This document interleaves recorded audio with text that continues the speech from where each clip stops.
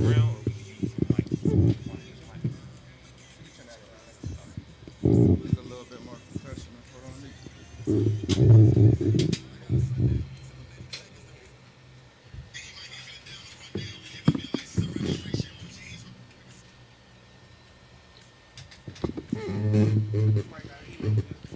All right.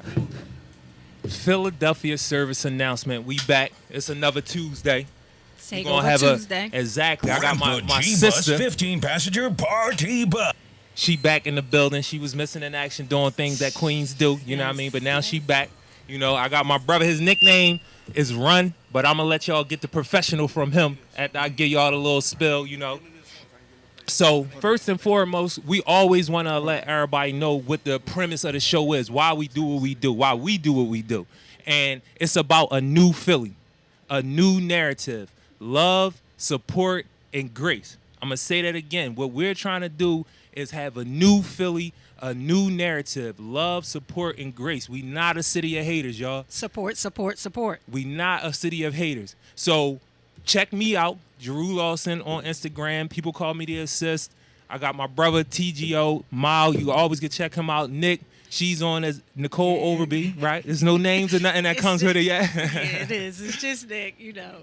So we getting my brother together. You know what I mean? He got a lot of good information for y'all. Everybody that come on here is a special guest. I don't like to speak for people. You know, the reason why we do the show is so y'all can understand where the resources is at.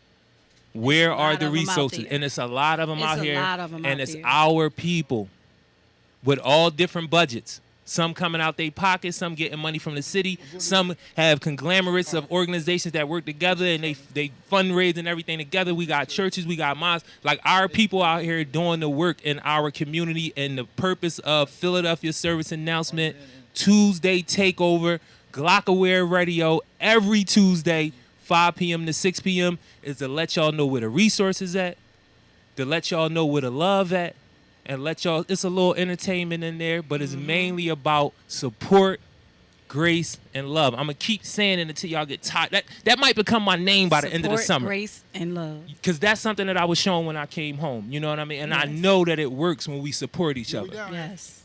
So we going to get right into it. Hold on. We going to get right into it. I got my brother right here.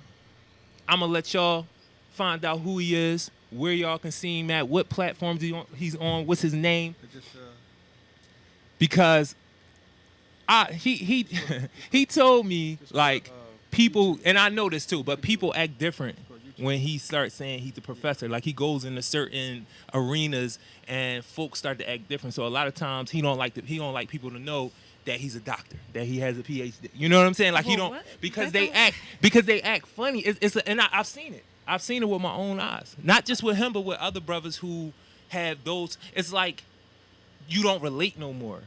You know what I'm saying? Like, you go into certain spaces and they're like, oh, man, you a doctor. You don't understand what I'm going through. Oh, okay. You know what I mean? Yeah, and then sometimes it's the reverse when you go into other, places, and it's like, I want you to just be what I see you as. Exactly. So I can be comfortable and Right. do what I want to do. Right. Or say what I want to say, and then when the brother allows him to know, oh no, I'm at the same level, if not higher, than the people I done walked in the room with. So how y'all gonna think y'all gonna approach me a certain type of way? So he can speak to his own experience with that, but I know what he talking about when he says it to me. So we got everything together with the phones, y'all good. Yeah, the executive producer, my man Mal, he's a little, I ain't gonna say off his game, but main man should have been ready already. We gonna have to. He was here. He was here. He was here. I'm always pushing the envelope. Yeah, he was here. So, without further ado, I got my brother. Like I said, every guest that come in here is a special guest. So, can you just tell the people who you are? My name is Dr. Jonathan Wilson. Mm-hmm. I'm the executive director of the Fathership Foundation. How you doing? I'm originally from San Diego, California, and I moved to Philadelphia area when I was 16. I'm a victim of gun violence, and I am a researcher, career social worker as well. So, Okay.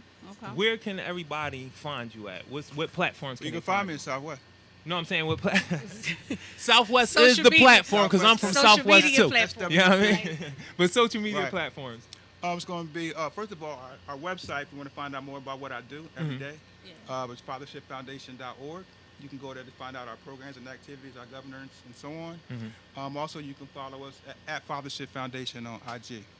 So we gonna get right into it, because this brother, I've had a couple conversations with him.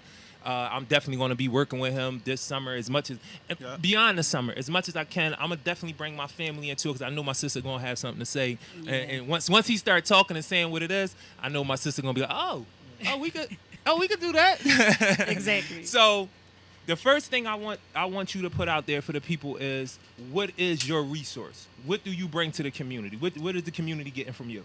We have a community-based nonprofit, 501c3 called the Fathership Foundation. We have 3 signature programs that we use to contribute to transformation in our community. Our first is a 9-month comprehensive male parent engagement program that takes place on the school site.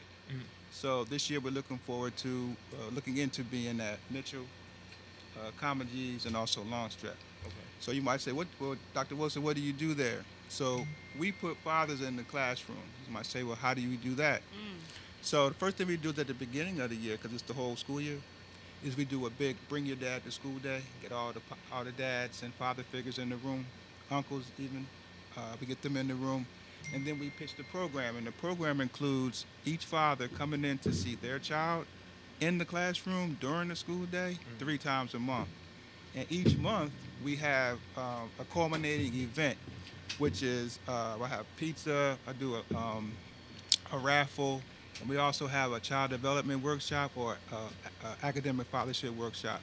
So we give guys the tools and the resources to be better fathers and to be more engaged in their kids' education, because the research says the more the dads are involved, the kids do better. Wow. Yeah. That's one program. We got 2 more. Oh. Yeah. Okay. Wait. Right. So It's- that's those are the 3 programs. So what the Fathership Foundation tries to do is to support men and families through Important security message. Your computer has been locked up. Your IP address was used without your knowledge or consent to visit websites that contain important security. important security. It's some type of, clear it was now. Something it was happened. some type of alert going on, but they something they never got to what it was. So Yeah, so that's one program, but we have 3, and what the Fathership Foundation does is it supports men, fathers, and male parenting and formal education. These are 2 things that we thought were missing. right. We know that they're connected. So we know that kids that are reading at a certain level at 3rd grade have a better probability of not dropping out. Right. If the father's involved, we got to get those reading scores up by 3rd grade, because what they do is that they estimate how many prison beds we're going to need when these kids are older. This is called Right. this is just science. Right. It's not racist at all. They're just trying to they're doing research, and so it's going to be important that kids. A lot of our children, unfortunately, show up to kindergarten because of their preschool experience wasn't up to standard. So if they didn't go to Head Start, and they might have been babysat by grandmom, or they might have not had stable housing and moved around, they might show up to kindergarten with about 300 to 400 words behind, or more than that. So they're coming in at a deficit. So trying to get and then it's a new thing.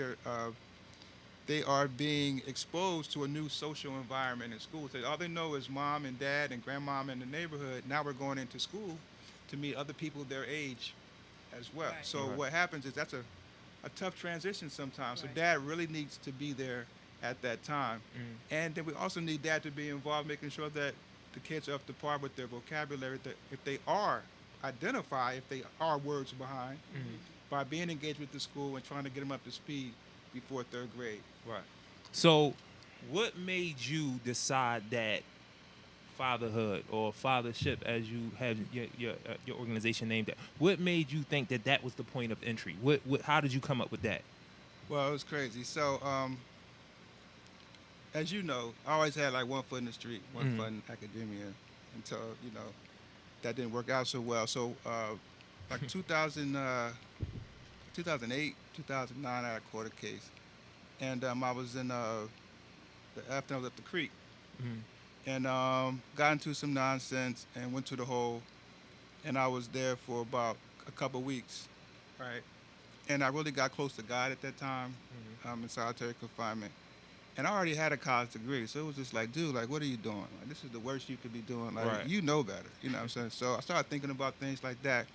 I remember it was one encyclopedia in that in that joint, and I must have read everything from it was an A, so I read Akhenaten and everything else about Egypt. But one of the things that I did have the opportunity to do was do some soul searching Right. and thought about like how could I make a change when I get up out of here. You Right. know what I'm saying? So I thought about what do we all have in common here.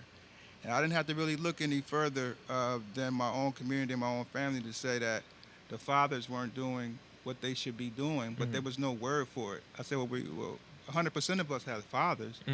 So, but there's no word for them not doing, what are they supposed to be doing? So I came with the word fathership. Right. So the ship implies action, censorship, partnership, implies work. So fathership, I came up with the word, it's defined as fathership is the acts or duties associated with being a committed father. Well, So it's the duties. Right, It's right. going Yes. to the going on the parent-teacher trips. conference, Yeah.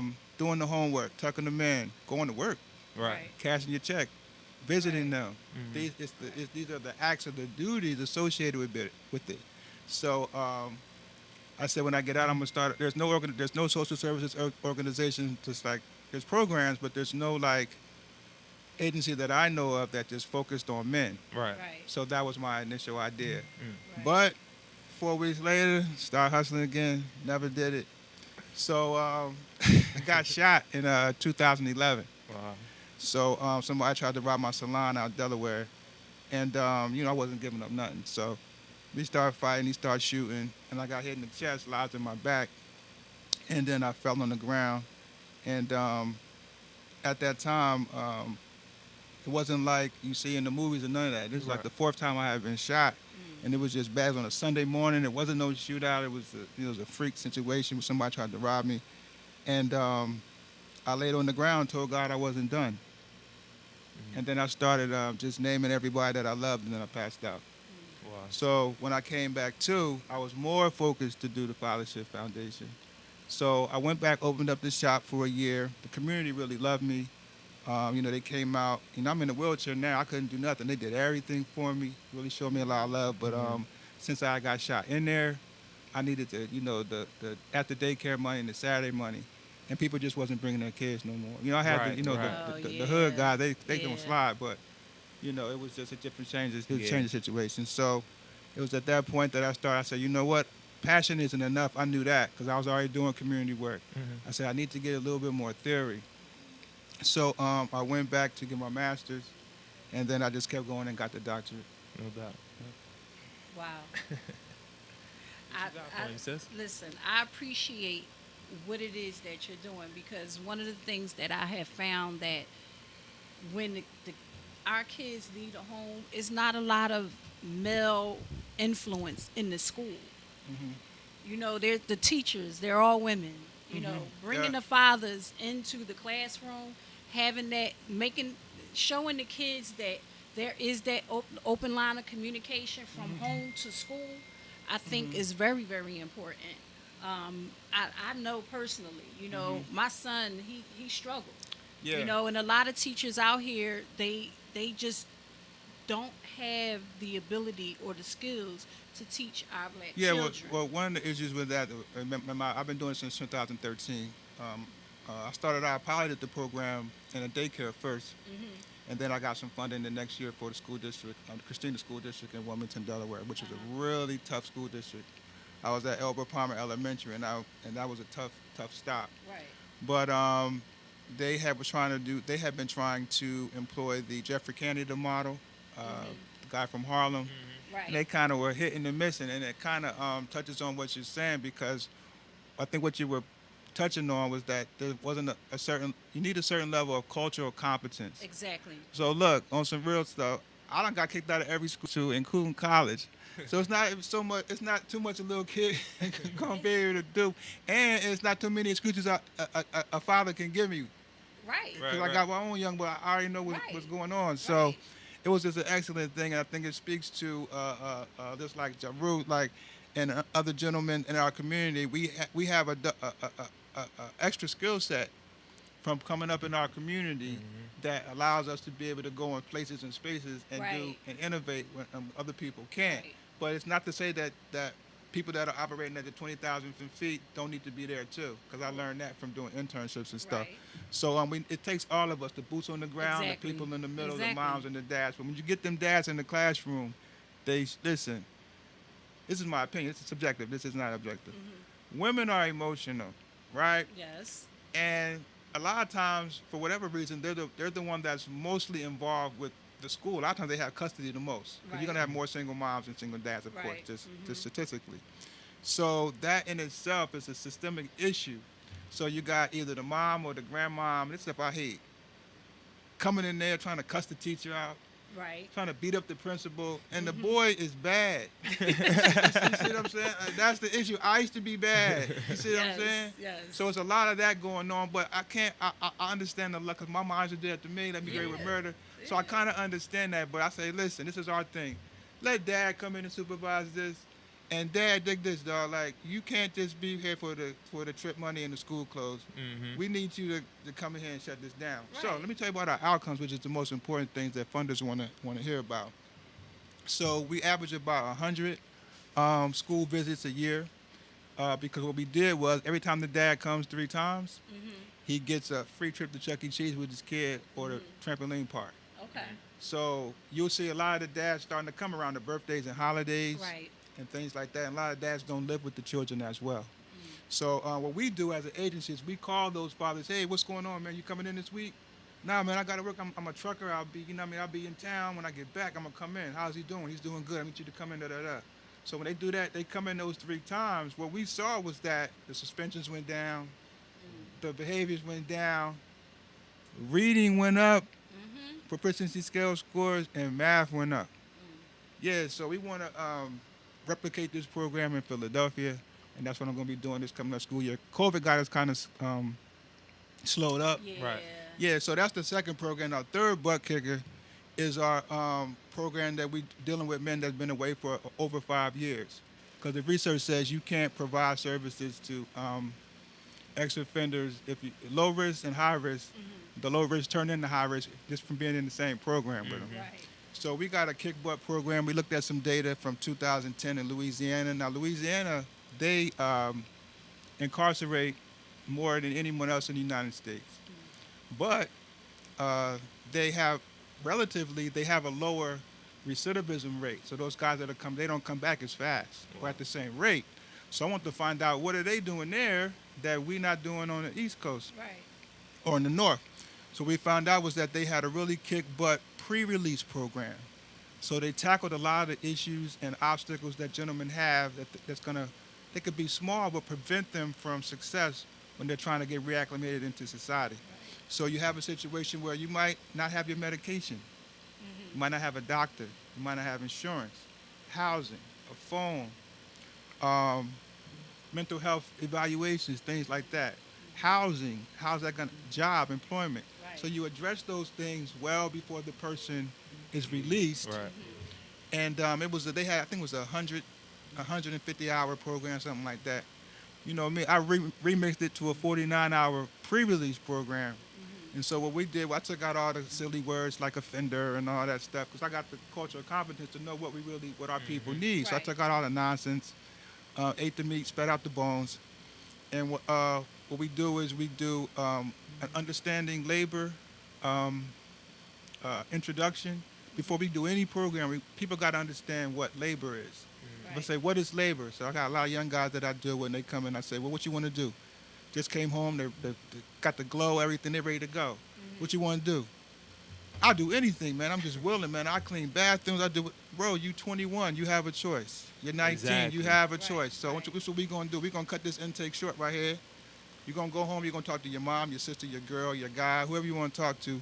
You're going to figure out 3 things that you like. And we're going to pick one, but you got to think about something that you would do as work that wouldn't seem like work. Right. Now, I'm a beast. I'm a barber. I can cut hair all day and all night, and I will be fine with that. I'm not going to be saying, man, I can't wait till I get off. You see what I'm saying? I Right. have a choice. Right, So you can right. find something. We're going to come back in here tomorrow. We're going to pick what you're going to do. Right. And then you're going to get online. You're going to find out what you need to start. what's going to be the entry level income and what's going to be the income as a seasoned person in this job. So this is our workforce development program. So say you come in and you say, man, look, man, I want to be a cook. I know I know how to fight and all that, you know what I mean, got a reputation, but I'm really a good cook. When I do my pies, you know, my grandma, she taught whatever, right?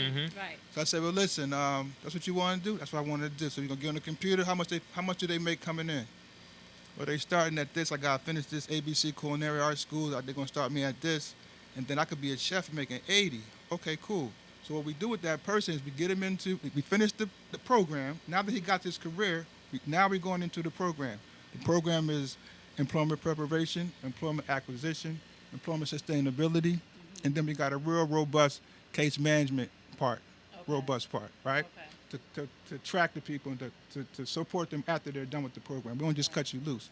So after that, we say, well, this is the kind of person, we want to create a person that's not going to offend again, because I done been through it. Right. I know within 4 weeks, man, the motivation is kind of gone. I was just reading Proverbs last week. Now I'm about to smack somebody inside their head because I got to pay my rent. You see what I'm saying? Or Right. or whatever. I'm just Whatever. exaggerating, but whatever. I know what you're talking about. So what we do is we'll say for this person that wants to be a cook, they say, look, we get them in the culinary arts school. We make sure we get them a mentor that's a chef. And now they pass the what are you doing now situation. So somebody asks you, how you doing? You can tell them something. You can say, I'm in culinary arts school. When I graduate from there, I'm going to be getting, I'm already at Red Lobster, but as soon as I graduate from there, they're going to give me a promotion. And my mentor's a chef, and he make 80. That person is not going to reoffend. Right. They got the job, they got a future. You see what I'm saying? Ain't no doubt. Ain't no doubt. So, so the issue with that program is that we want to make sure that you don't get somebody a job at 7-Eleven or whatever and check them off. Or Like get them it's jobs, say, completed, like it's done. we're done. They're going to reoffend in 9 months. Right. So with all of these programs, again, me and him had, most of the people that come on the show, I've had some previous relationship, or my sister or my brother have had a previous relationship with them, so we kind of know what's going on. We already trying to work with them, going to work with them. So my thing is, I've been hearing a lot of brothers say, I don't have help. I got all of these great things that I'm trying to do, but where's the brothers and the sisters? Like, I need help. Speak to that. Like, what's your issue with manpower? People that's going to be consistent. Right. Because a lot of guys come out the jack, they want the jet, and they like, we want to support, I want to do whatever I can, and then they kind of fall off after the second event. Right. Or after the second photo op or whatever. So you got to kind of find people, it's just with any other HR, you got to find people that are going to be consistent, tact, professional. I do a little test in the beginning. If you don't email me in 24 hours, I know that's an issue. Send me the voicemail, that's an issue. You just don't know no better. Right. You see what I'm saying? Like, if you call me and I can't, it's just common courtesy. I show up 3 minutes early smelling good. You see what I'm saying? Like, Right. I'm not, because you have to, it's things like that. People, just a little bit of more tact. Right. So some brothers are open to mentorship and leadership, and some people are not. Right. So it's a mixed bag. It's like Rome. You got to hope you get a good emperor. So this is PSA, Philadelphia Service Announcement. I'm gonna call him Run. Can you tell the people call me Run, man. I'm gonna call him Run. Can you tell the people your professional name? Where are you from? Like, give them a Yeah, rundown of who you are again. Again, my name is Dr. Jonathan Wilson. I am a social worker by career, and I'm a researcher. So My research focuses in academic disparities among Title I elementary school students. So you told me about some research that I'm going to be a part of, definitely. Yes. We trying to put it together. I have a terrible time trying to going regurgitate other people's situations. Like, I'm trying to explain it to Yes. people, and I'm all hype, and they like, Rue, man, you ain't even say nothing, dog. You all hype about the brother. You ain't even say nothing. You not explaining. So please let people know the rundown about the research. Like, what's about to go Okay. on? What's about to happen? So- Give them the area first, too. Okay, so look, what we get ready to do in Southwest is my research. I got my start in research under a gentleman named Dr. Yasser Payne. You can look him up. He's from he's a sociology professor at the University of Delaware, and that's how I got involved in research in 2009. And then I've been with him ever since, and he kind of supported me and our whole team, and getting further in our education. So the kind of research that he does is called PAR, Participatory Action Research, and that's when you would the research body utilizes the community to perform the research. So the people from the community that you're studying are a part of every single part of the process of the research process. So that means collecting the data, analyzing data, and also presenting the data. So we're putting together a PAR team. You don't have to have a degree or anything. You gotta have some intelligence, of course, but the hood ain't got no shortages of intelligence. Not So at all. we actually picked our guys already. I started on a 15-member team, but we're starting out with a 5-member team, and we're getting ready to get started doing what is called a community needs assessment. So the easy way to talk about that is, so what we're going to do is create a survey, and that's called an assessment tool, and we're going to collect data with the people on the team from the community.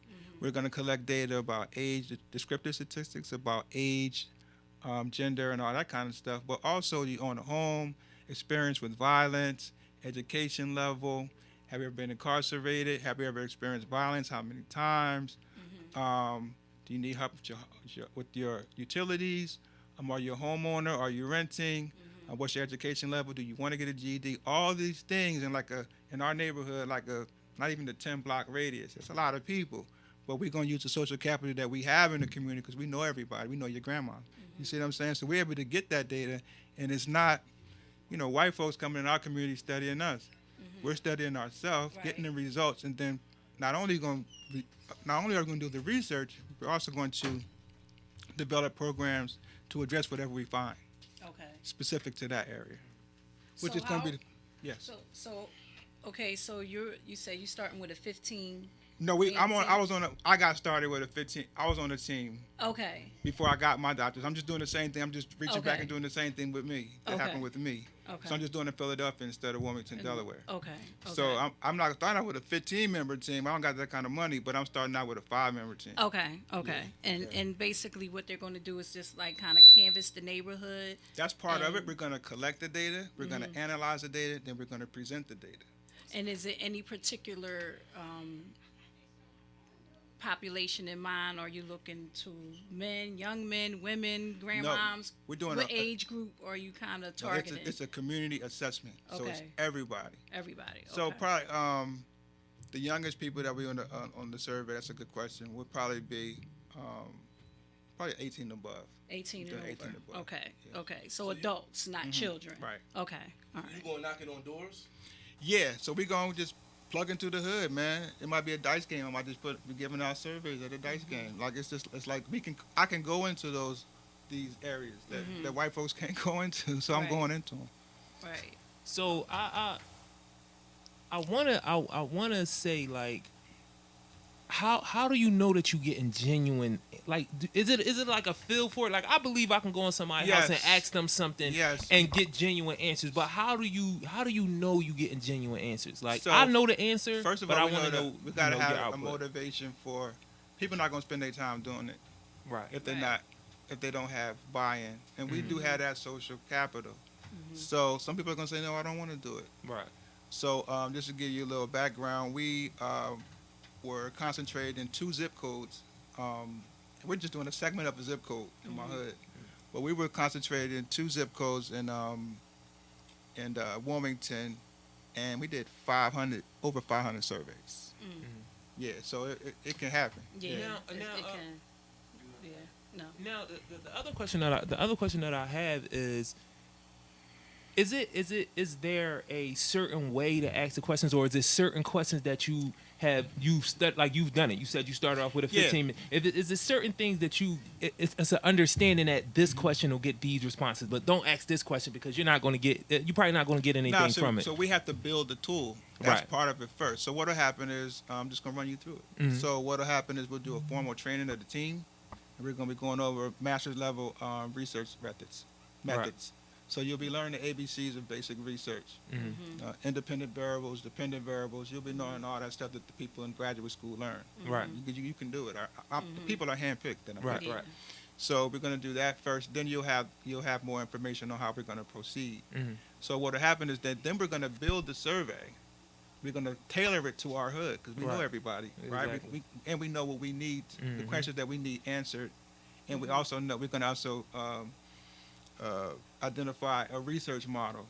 You know what I mean? A methods model. So what are how we're going to analyze the data. Right. So you can analyze it different ways.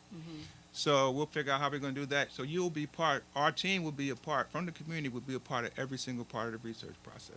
So who are we presenting to? Like once we gather To everything we did. stakeholders. So we'll go over that in the training. But Right. we'll be presenting to stakeholders, the police, academia, the clergy, Mm-hmm. the community itself, Right. City Hall. Will be done. It's a bona fide study. So we're gonna have to wear suit and ties and all that. I'm gonna have to go in the office. Man, I'm and- going in. Hey, look, man. I don't mind. We like can. I really don't Yes, mind that. we can do that. You know what I mean? Like generally, if you look, I'm the Ivy League boy. You know Right, what I'm saying? right. This is I don't even wear regular ties. I wear all bow ties. So. I'm glad it's summertime. I ain't got no, Right, bow right. ties. So when is this program supposed to start? Oh, we starting now. So it's just a matter. We just got our team together like this week. But we still doing work. Fathership Foundation still doing work. Right. But we getting this part team together right now. So I think my man Adam on the way up here now. We got my man right here. We got a boy named Jan and George. Yeah. I And know that's both it. of those And then brothers. Both of Taz. those brothers will be on the show. And the girl from Tad, she's in Reading, but she's Philly-fied. She be down here, you know what I'm saying? Okay. So she be coming down. She be working with us too. So why do you do what you do? You gave a little breakdown of, Yeah. of the things that happen to you, the experiences that you have in your life, but why do you really feel the need? Like I ask people, like, why do you get up in the morning and feel like, yo, this is what I got to do. It's this a is what lot I of, want to man, do. it's so many. I've been through so much in my life, man. It's a lot of, I have a lot of different motivations. Right. So we're all sum total of our experiences. That's what makes us us. Right. I've experienced so many different varied things. Like being from San Diego, California, moving to Philadelphia area when I was 16. It's just like my perspective is my perspective. Right. One of the things that motivates me was a gentleman, one of the main things, named George D. McKinney. And I'm 50 years old now, right? So I went through, by the time I was born, Malcolm Martin and those guys were dead, but they had just died. So I was born into that. I was born in 71. So I'm born in Donny Hathaway, the original Black Power movement. Right. And I'm on the West Coast where it was going down. You see what I'm saying? So with Huey B. Newton and all that. So Exactly. my mom worked for the NAACP, and my dad was like a bootleg Black Panther. So I ain't far too far, far there from the you go, right from the there. tree. So that's like my motivation. I grew up in it. You know what I'm saying? So me and Pac was the same age. Right.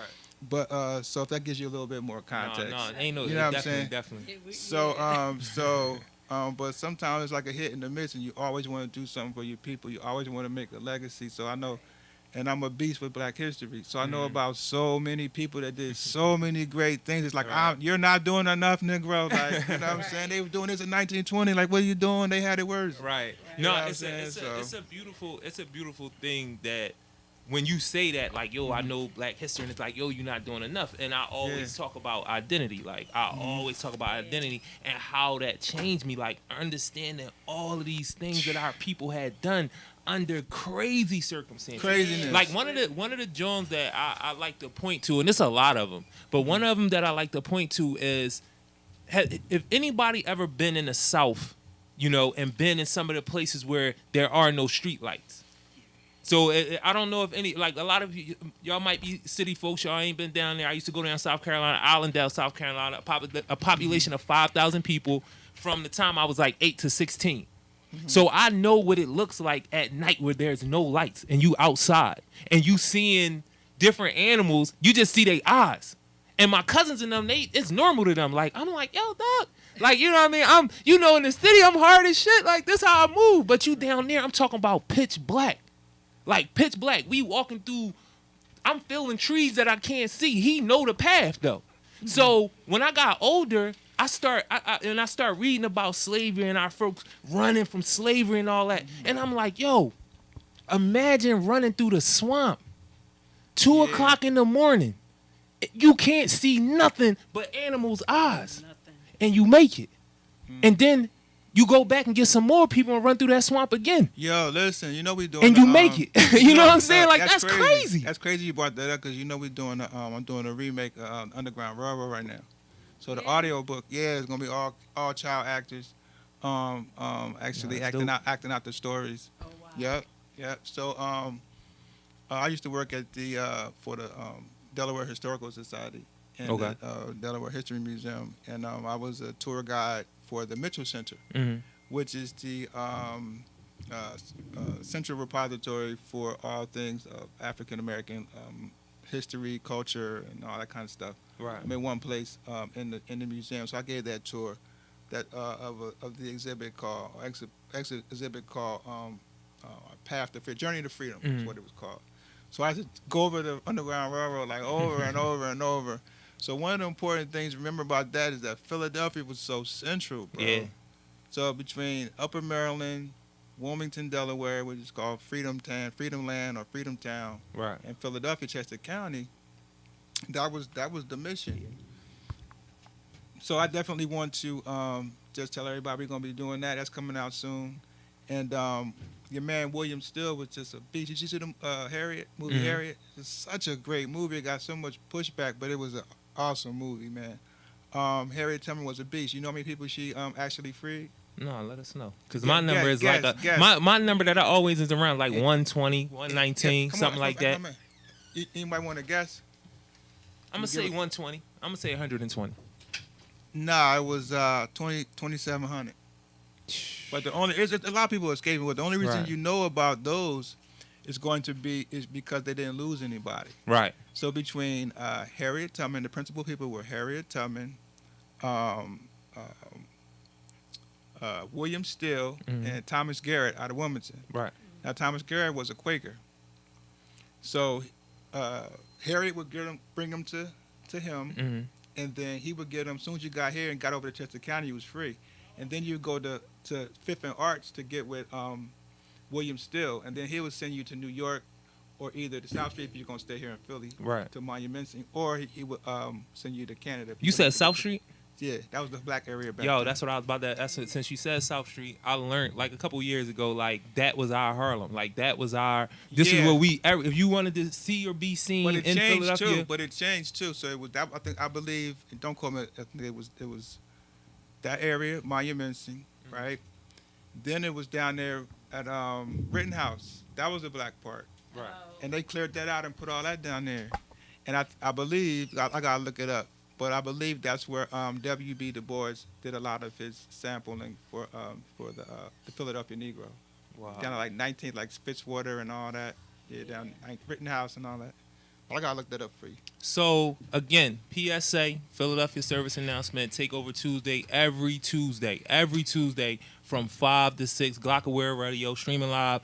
We gonna have all our social media, you know, because we got some reinforcements in the building. You know what I'm saying? Yeah, I got so my man we right there, Adam, man. So we going like definitely turn up the platforms that y'all can see PSA on, so y'all can know where, again, the resources, where the love is at, where the support is at, where some good entertainment. We had a young brother supposed to come up and perform. He had a situation with his daughter, so he probably won't be able to make it, but we always got more for you. So my sister, again, 2 weeks ago, she probably a little longer than 2 weeks, she Yeah, posted probably. on her Facebook about intersectionality. Intersectionality. If you don't know what that is, look it up, because it's extremely important. And it's a reason why I'm not telling y'all like the definition of it. I really need y'all to understand that certain, like, it's never a thing when we can't learn. Right. A lot they've made us intellectually lazy. Like he said, there's no shortage of geniuses in our community. It's not. Y'all just intellectually lazy. Y'all not being stimulated in the right way. Y'all using y'all genius for the wrong stuff. That's being intellectually lazy. I can go on and on about being, because I tell, oh man, what you trying to call me stupid? Nah, you're just intellectually lazy. The same thing when we had the conversation about the bibliography, when people try to use the scapegoat of, oh man, you believe everything in a book. Yeah, I believe the bibliography. Do you know what a bibliography is? The last book that you read, did it have a bibliography? Because if you're telling, gotta lay off the pamphlets and the posts and the blog. yeah, so References. my sister has the details of another unfortunate situation with a black woman, something you probably don't know anything about, got killed by the police, and we want to say their name, say her name. We need this. This segment will be Yes. every week, and the queen will, let y'all know. Yeah, every week, when this was brought to my attention from one of my professors who assigned an assignment for me to watch, it was brought to my attention that their black men that are killed by police are talked about in the media, but the black women that are being murdered at the hands of police are not. So, with that being said, one of the TED Talks that I had watched, it lists a whole bunch of names of black women that have died at the hands of police. So, what we are going to do is just every week, I'm going to read off a couple names of black women who were killed at the hands of police because they're not talked about, and we want to say their names. So, this week, a couple names that I have are Natasha McKenna, Nazai Morris, Pearlie Golden, and Rakina Jones. Now, another name that I want to talk about is Charlena Lyles. So, Charlena Lyles, I'm going to go into a little bit of detail about what happened with her. Charlena Lyles was in Seattle, and she contacted the police about a burglary, a robbery in her home. And when the police got there, she was upset. She had a knife or something like that. And the police were there for about maybe 2 minutes or so, trying to calm her down before they shot and killed her in front of her 3 children. And she was pregnant. So the thing about it is she had been suffering from mental health issues. And the reason that I'm bringing this up today is because May is Mental Health Awareness Month. I'm not sure if y'all know that, but I want to share that. May is Mental Health Awareness Month. So she had been suffering from mental health issues, and this is something that the police knew, because of people, they're just not enough they're not responding well to mental health, or they weren't responding well to mental health. So whenever there was a situation with her, if she was in crisis or anything like that, the police were called. So they were familiar with her. They were familiar with her home. They were familiar with the fact that she had mental health issues. But when they responded to the call that she made for help, she was shot and killed in front of her 3 children. So, this is a problem, and it's something that requires the same amount of attention as the black men that are being killed at the hands of police. And the fact that, again, it doesn't make it doesn't make any difference to me. Like, a person should not be calling the police for help. Y'all already familiar with the fact that they're emotionally distressed. But the thing that kills me about this one is, how are we not talking about it that she was pregnant and she got killed in front of 3 of her children? Now, even if she had no children and she wasn't pregnant, we still should know about it. It still should have been news. But for me, it makes me feel like, damn, like her kids ain't matter neither. That's my thing. Not just the baby in her stomach. As a black woman, her kids didn't matter neither. Like anybody else, anywhere, any other ethnicity, race, the whole story would have been about the fact that these children mother was killed in front of them. That would have been the whole story. Like, we would have been, they would have been so. The fact that she got killed is major. That's a major thing. That's major. And we should have been paying attention to it, and it should have been news because of that. But the fact that she was killed in front of her children, and she was pregnant, and we still knew nothing about it.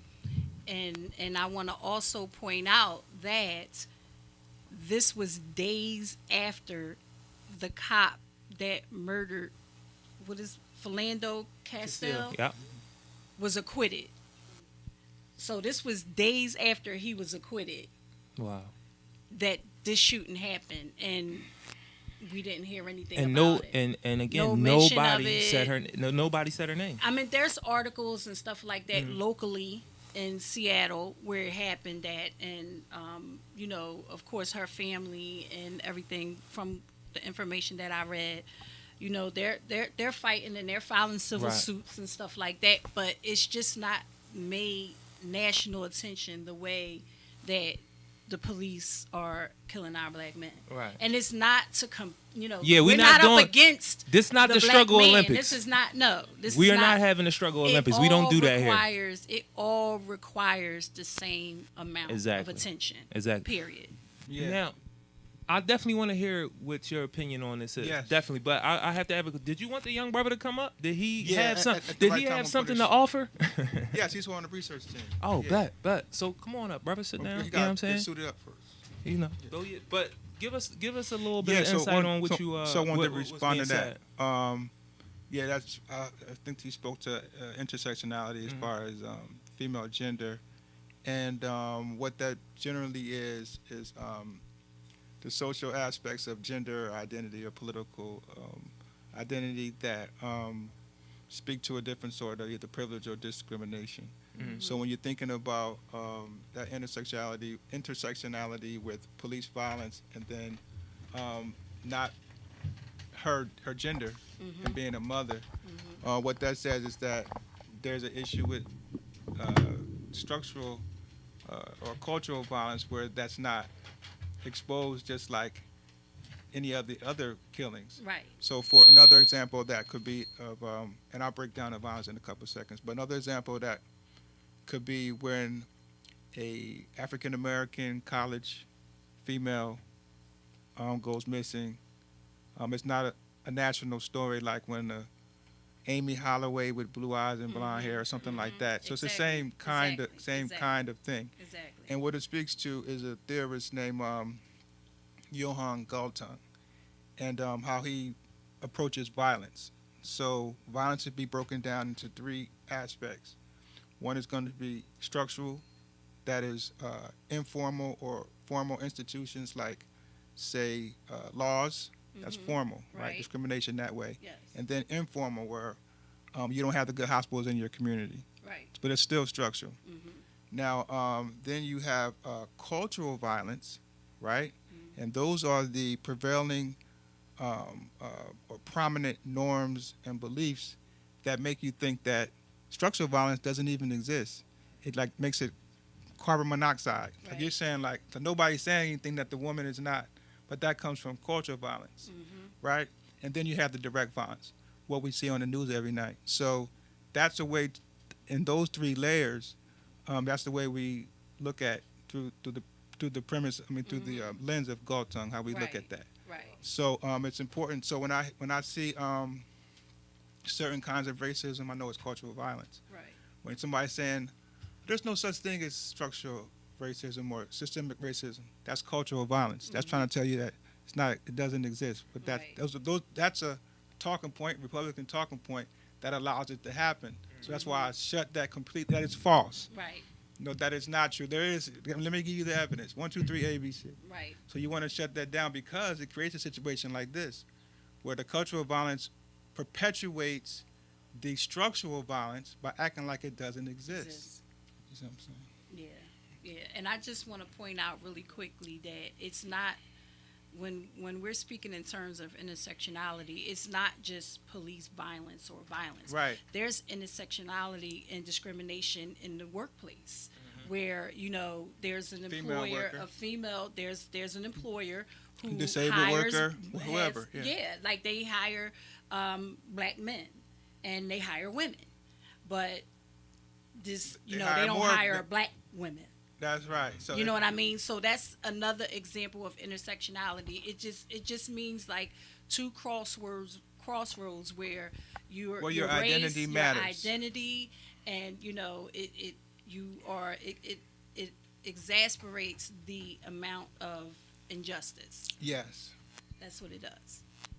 So we bought he got suited and booted. We rocking these Yeah, man, it's a movement, T-shirts. You know what I'm saying? y'all definitely gonna get these PSA T-shirts because this is gonna be my regular attire on the shows for now on. I definitely gotta get mine, man. No, ain't no doubt. You gonna get it. Everybody's gonna get it because you're gonna wear it all summer.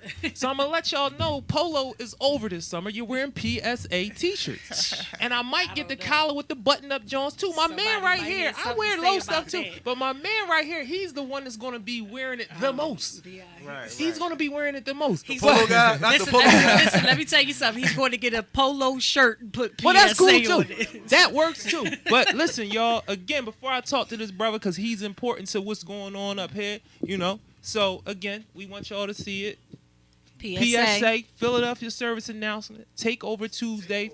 Every Tuesday, 5 to 6. This is gonna be the summer for y'all. Y'all gonna see us everywhere, out the Platte, probably on your block, giving out food, probably knocking on your door, asking you what you need in the community. We gonna be around. Yes. That's what we doing out here. So I ain't gonna go, too ham on the the advertising because Promotion. it's gonna get right. busy. We getting busy. And again, one more thing before I talk to the brother, because we definitely got a little bit of time to get him. We definitely. You gonna get it from me. Don't worry about it. I got you. You know what I mean? You came and asked, we got you. So I want to do something real quick before I talk to this brother. We got team in here. We got reinforcements in here. So I need both of these beautiful young ladies who's helping us out now. They gonna be a part of the team. We gonna be a part of their team. We gonna do it. She's shaking her head, but she gotta poke it in there just one time. Can you come on one time? Just get in the camera for me. You do the camera. And I need to know who the young lady right here is. Go ahead, promote yourself a little bit. Let us, behind the camera. My fault. Can you jump in front of the camera just one time? Can we get it one time? So, and Ace, I'm gonna allow her to do this because she's on the camera a lot anyway. Yeah, y'all know who she is. Team, support us because of her. That's what it is. But tell them who you are, brother. We gonna close out with who you are, what you about to do, how we gonna be working together the whole nine. So my name is Adam McNeil. I'm the CEO and founder of Sister Talk PHL. So every month we host community wash days here in the city of Philadelphia, and that started August of last year. So every 2 weeks I rent out a laundromat here in the city of Philadelphia, and I provide free laundry services to a minimum of 50 moms. We give out care packages, diapers, food. We got resources. We got vendors to come out. We double dutch, hopscotch, jacks, all that. It's really therapeutic for the family to come out. I was able to service a minimum of 400 mothers last year. We just did our first community wash day last week up at 4th and Allegheny. I got to spend, a day with some wonderful kids, and then we got a donation from Ron Dradowski, one of the Philadelphia Eagles. He sent 1,000 pairs of Under Armour socks. So, we're just a force that we just want to move. We just want to support the community. We're giving a car away from Mother's Day. We had a family fly in from France. They had a car down Florida, drove all the way up here, donated 2003 Honda Odyssey with 128,000 miles on it. We're going to get that way to a single mom on Mother's Day. We're going to fill it up. We're going to put all the necessities in there, whatever you need.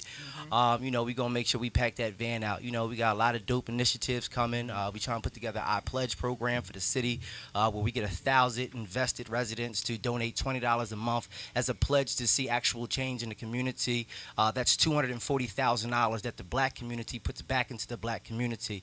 And that's just $20 a month. We piss that away on a daily basis. I smoke weed, so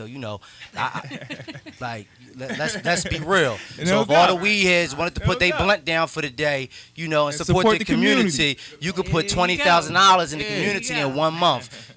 Just if you wanted to put the weed down just for one day. But that's if you see what I see. I got a vision. I want to change the community, but it's on us, and I believe that black women are right. We gotta save ourselves. We ain't no saving grace.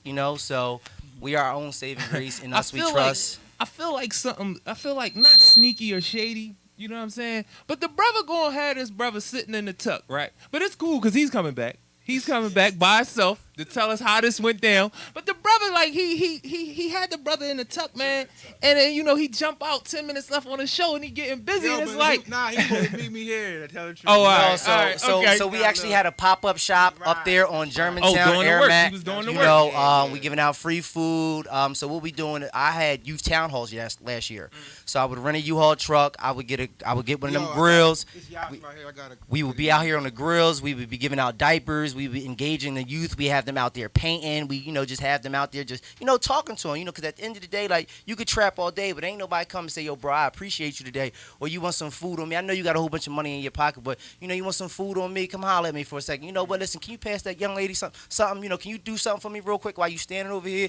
While you don't, you know what I mean? Like, I know you dirty, but listen, I'm going to treat you like a human being. We gonna have like some type of understanding and order out here. And it's a no shoot zone because we got kids. Right. We want to do a lot this summer. So this summer gonna be heavy, Yes. man. This is gonna be a heavy summer. So one more time, like, let people, you coming back on the show, but let people know who you are. Yeah, I got Yash on the pain on the phone right now. So Okay. I'm gonna let him introduce a little bit more about PAR. This is 2 PAR members that I'm recruiting. Yash. So we on. How can we swing this? I'm gonna put you up to the mic. I'm technically out of the loop on that. I'm gonna put you up to the mic. Y'all just introduce yourself and tell them a little bit about PAR. We live. Put it closer. Put it closer. Hold on. Listen, this is what we gonna do. Cause we got like 2-3 minutes left. We got like 2-3 minutes left. Let me get you back in 2 seconds. Listen, don't worry about it. Don't worry about it. Everybody that comes on this show will be back. They will be back because there's always more that's going to be going on. A lot of the people, and I love this so much, you get into this work and you evolve. Me and the sister was talking about it. She was like, I was like, damn, I seen you doing one thing, and then next thing you know, it evolved to all of these different things. And if you real with it, if you a genuine hustler, you got it really in your heart to do the things that you want to do for our community, for yourself. You're going to keep evolving. So it's going to be a necessity for you to come back because where you're at right now is not where you're going to be at 2 weeks, 3 weeks, 2 months from now. Tournament too, the basketball tournament. We gonna get the flyers and everything shot out there. You know what I mean? We gonna get busy, man. I'm telling you, this our summer, and the team is getting bigger. So listen, it's PSA Philadelphia Service Announcement every Tuesday. TakeOver Tuesday, 5 to 6 p.m. My sister, the Queen, Glockaware Radio, streaming live. But you gonna be on all our platforms because again, we got reinforcements. That's gonna make that work for us. You know what I'm saying? So I got my man Biz in here. Yeah, he got the shirt on. Show him. Come on. Cover up. Yeah, exactly. My man, my brother Mile. What's your name again, brother? Adam. My brother Run. We got to run, y'all, man. We appreciate y'all checking us out, man. Love, support, resources, man. This is where it's at. That's what we doing out here. Yes. Go ahead. Come on, young boy. Come on, before they turn it off. Give me the mic. Say hi. Hey, Mom. We going to have to shoot that to Mom, make sure she got it. You know what I mean? But, y'all, I appreciate all y'all.